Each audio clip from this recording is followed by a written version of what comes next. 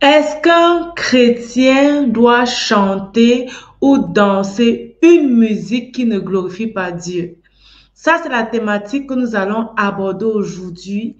Une vidéo basique, on parle des fondamentaux de la vie chrétienne.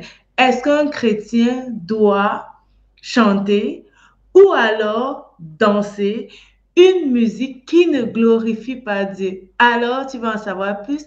Reste scotché.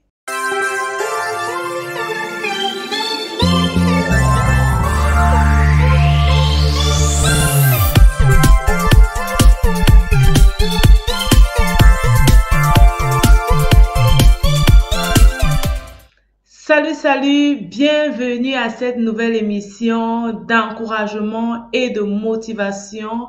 Nous sommes sur Vie de gratitude et je suis ta motivatrice en ligne, Myriam Tapso. Sur cette chaîne, je partage avec toi les trucs et les astuces qui vont te permettre en tant que chrétien de vivre une vie épanouie sur le plan spirituel, une vie épanouie sur le plan financier et une vie épanouie sur le plan familial. Aujourd'hui, nous parlons de la musique. Moi, je crois que ça, c'est une vidéo qui va t'aider pour ton épanouissement sur le plan spirituel. Est-ce qu'un chrétien peut chanter ou alors danser une musique qui ne glorifie pas Dieu? Ça, c'est la question du jour et je t'encourage déjà à me donner ton avis en commentaire. Selon toi, est-ce qu'un chrétien peut chanter ou alors danser une musique qui ne glorifie pas Dieu? Je serais très ravie de lire ton commentaire et je crois également que les abonnés de cette chaîne seront également très ravis de lire ton commentaire. Alors, qu'est-ce que la Bible dit à ce sujet? Est-ce que la Bible nous parle concrètement de la musique et fait la différence entre les musiques? Non, ça, je n'ai pas trouvé dans la Bible, ok? Je n'ai pas trouvé réellement un passage concret qui parle de la musique et qui dit mes enfants, je vous encourage de ne pas écouter cette musique. Je n'ai pas trouvé réellement un verset qui parle directement de la musique chrétienne ou alors de la musique qui ne glorifie pas Dieu. En fait, déjà, on va chercher à comprendre quelle est la musique qui glorifie Dieu. Est-ce que quand on parle d'une musique qui glorifie Dieu, c'est seulement une musique où on a mis le nom de Dieu devant, ou alors est-ce qu'il y a les musiques qui ont de bonnes moralités qu'on peut également considérer comme les musiques qui glorifient Dieu? Pour ma part, réellement, une musique qui glorifie Dieu, c'est réellement une musique qui met Dieu devant, ok? C'est une musique où le chanteur ou alors le musicien élève réellement le nom de Dieu. C'est vrai que je vais aller plus loin et je vais essayer aussi de parfois savoir quelle est la vie aussi du musicien, en fait, la vie qu'il présente. Peut-être si je regarde un clip, je vais venir voir, même si on a mis le nom de Dieu devant, je vais venir un peu regarder aussi quelle est la posture des gens qui sont dans le clip, ok? Qu'est-ce que les gens qui sont dans le clip laissent vraiment transmettre comme message. Cela me permet réellement de voir si réellement cette musique est faite pour Dieu ou alors si cette musique a un autre objectif, ok? Mais à la base, ce qu'on va savoir, ou bien ce que j'aimerais que tu retiennes, c'est réellement une musique où le chanteur ou alors le groupe qui est en train de chanter dans cette musique met réellement le nom de Dieu devant, mais donne réellement la gloire à Dieu, ok? Lorsqu'une musique donne réellement la gloire à Dieu et que le nom de Dieu est mis devant, moi, je considère ça déjà comme une musique qui glorifie Dieu. Alors, et pour moi, je peux m'amuser à chanter ou à danser cette musique. Maintenant, je ne vais pas répondre à la question par un oui ou un non, ok? Ça peut être vraiment très facile de venir dire, ok, toi, tu dois seulement écouter les musiques où on a mis le nom de Dieu devant et je ne veux plus te voir en train de chanter les musiques où on n'a pas mis le nom de Dieu devant. Ce sera réellement très facile de répondre à la question comme ça.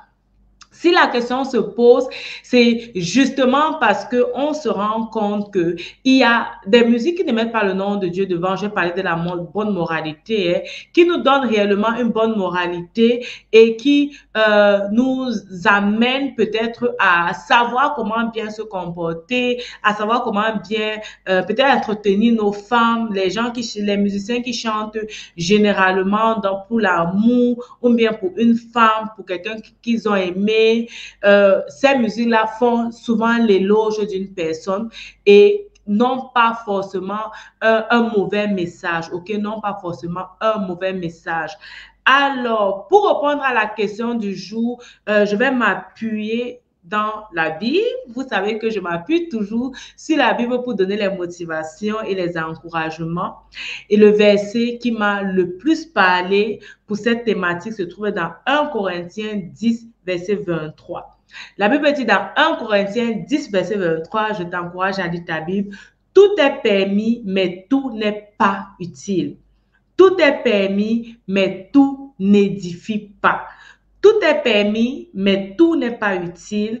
Tout est permis, mais tout n'édifie pas. Avant de continuer, je t'encourage à t'abonner à cette chaîne si ce n'est pas encore le cas, à liker la vidéo et surtout à partager la vidéo à tes amis, à tes connaissances, parce que je crois réellement que ça, c'est un thème qui peut et qui va encourager beaucoup d'autres personnes. Alors, qu'est-ce que la Bible te dit? Tout est permis, mais tout n'est pas utile. Tout est permis, mais tout n'édifie pas. Ça veut dire que, en fonction de la parole de Dieu que nous avons lue, nous avons réellement la permission de faire tout ce que nous voulons, ok? Nous avons vraiment la permission d'écouter les musiques que nous voulons, d'écouter les chanteurs que nous voulons, de les écouter et de les danser. Maintenant, la question que nous devons nous poser, est-ce que en écoutant cette musique ou en dansant cette musique, cela est utile pour moi? Tout est permis, mais tout n'est pas utile.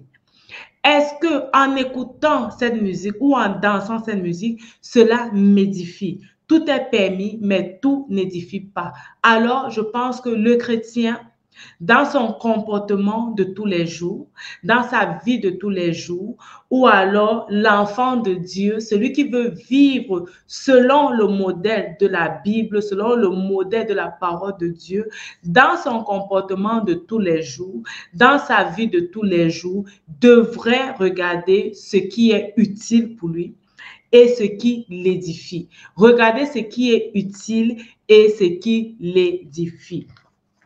Alors, c'est quoi l'utilité? Qu'est-ce qui est utile? Lorsqu'on voit utilité, on voit avantage, ok? Est-ce que cela est avantageux pour moi? On voit les bienfaits. Est-ce que cela m'amène quelque chose de bien? Est-ce que cela couvre un intérêt que j'ai? Est-ce que cela conduit à mon profit? Donc ça, c'est tout ce qui est utilité, ok? Tout ce qui est utile. Quand la Bible parle d'utile, et lorsqu'on regarde dans le dictionnaire, on voit un peu utile, on voit ce qui est avantageux, ce qui m'amène un profit, ok? Ce qui m'amène un profit. Et si cette musique n'est pas avantageuse pour toi, si cette musique ne t'amène pas de profit, qu'est-ce que tu profites en écoutant cette musique? Si tu ne profites rien, vraiment, tu es permis, mais ce n'est pas utile pour toi. Et si ce n'est pas utile, vaudrait mieux ne plus continuer à utiliser. Quel est l'avantage que tu profites en dansant cette musique? Quel est l'avantage que cette musique t'amène? Lorsque je vois l'utilité, je vois vraiment le bien que cela m'apporte à moi. Ok? Le bien que cela m'apporte, le bien que cela peut apporter à une autre personne. Si je veux t'encourager, quel est le bien que cela t'apporte réellement? S'il n'y a pas de bien, ok, on n'a pas assez de temps réellement pour perdre notre temps sur ce qui ne nous apporte pas du bien.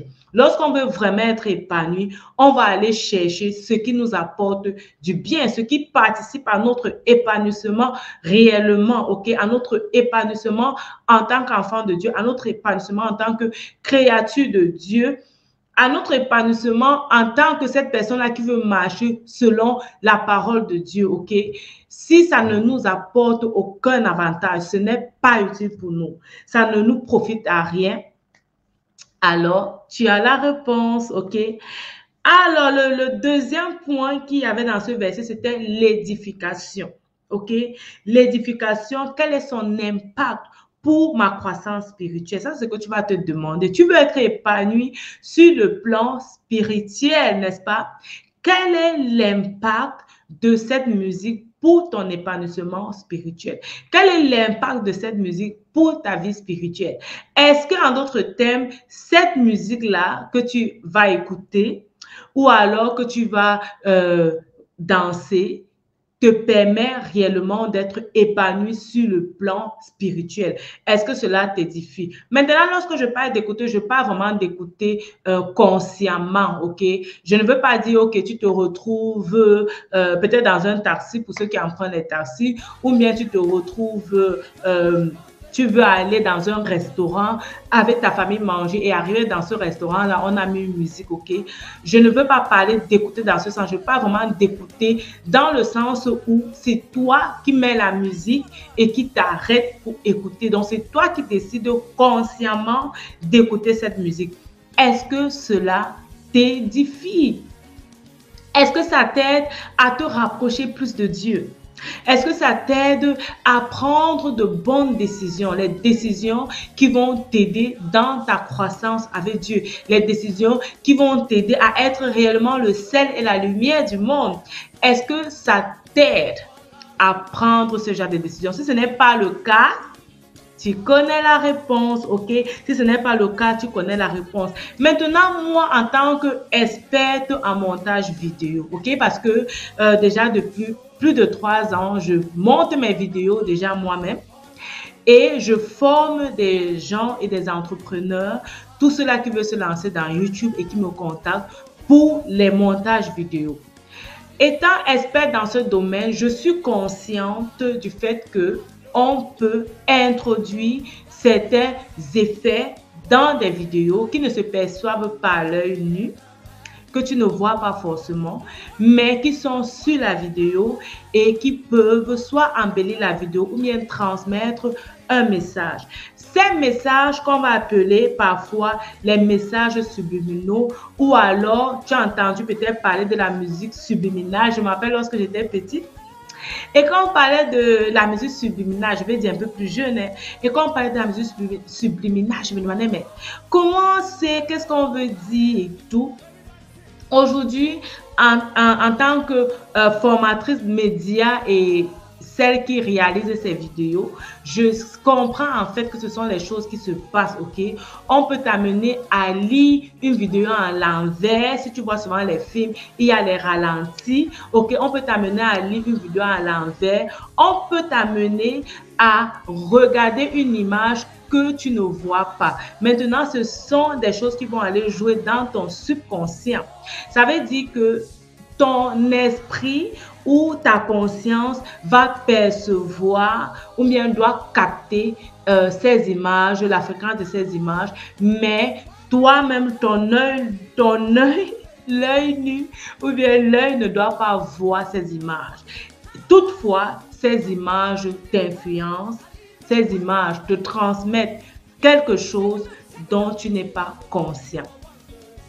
Alors, si les gens sont capables de le faire, je crois qu'on doit donc être encore plus prudent et on doit encore redoubler plus d'efforts. Redoubler plus d'efforts et veiller à ce que nous entendons, veiller à ce que nous regardons, veiller à ce que nous faisons. Pourquoi? Pour ne pas nous retrouver en train de produire des actes et de faire des choses dont nous n'aurions pas souhaité faire consciemment. Ok? Donc, pour éviter la manipulation, j'encourage réellement à faire attention à ce qu'un musicien dit ou alors à ce qu'un musicien chante, ok? Pour éviter réellement la manipulation, je nous encourage à faire attention à tout ce que nous regardons sur YouTube. Alors donc, je vous encourage réellement à faire attention. Il ne s'agit pas ici seulement de la musique, mais aussi de ce que nous écoutons, les coachs que nous suivons, les messages que nous suivons. Est-ce que cela nous est utile ou alors est-ce que cela nous édifie? Si la réponse c'est non, je t'encourage à mettre ça de côté et à te focaliser réellement sur ce qui va t'aider à être réellement le sel et la lumière du monde, à te focaliser réellement sur ce qui va te permettre de vivre cette vie épanouie sur le plan spirituel, sur le plan financier et sur le plan familial. OK?